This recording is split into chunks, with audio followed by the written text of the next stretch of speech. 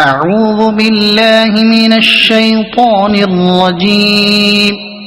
بسم الله الرحمن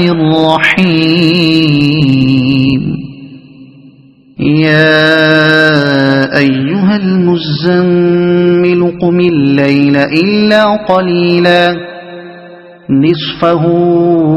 أو انقص منه قليلا أو زد عليه ورتل القرآن ترتيلا إنا سنلقي عليك قولا ثقيلا إن ناشئة الليل هي أشد وطئا وأقوم قيلا إن لك في النهار سبحا طويلا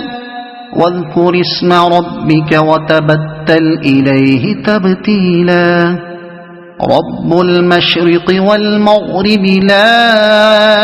إله إلا هو فاتخذه وكيلا واصبر على ما يقولون واهجرهم هجرا جميلا وذرني والمكذبين أولي النعمة ومهلهم قليلا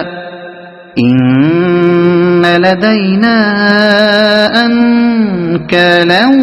وجحيما وطعاما ذا غصة وعذابا أليما يوم ترجف الأرض والجبال وكانت الجبال كثيبا مهيلا إنا أرسلنا إليكم رسولا شاهدا عليكم كما أرسلنا إلى فرعون رسولا فعصى فرعون الرسول فأخذناه أخذا وبيلا فكيف تتقون إن كفرتم يوما يجعل الولدان شيبا السماء منفطر به كان وعده مفعولا إن هذه تذكرة فمن شاء اتخذ إلى ربه سبيلا إن ربك يعلم أنك تقوم أدنى من ثلثي الليل ونصفه وثلثه وطائفة من الذين معك والله يقدر الليل والنهار علم أن لن تحصوه فتاب عليكم فاقرؤوا ما تيسر من القرآن علم أن سيكون منكم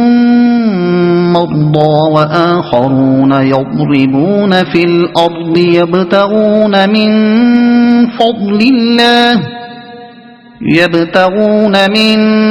فضل الله وآخرون يقاتلون في سبيل الله فاقرؤوا ما تيسر منه وأقيموا الصلاة وآتوا الزكاة وأقرضوا الله قرضا حسنا وما تقدموا لأنفسكم من خير تجدوه عند الله هو خيرا وأعظم أجرا واستغفروا الله إن الله غفور رحيم.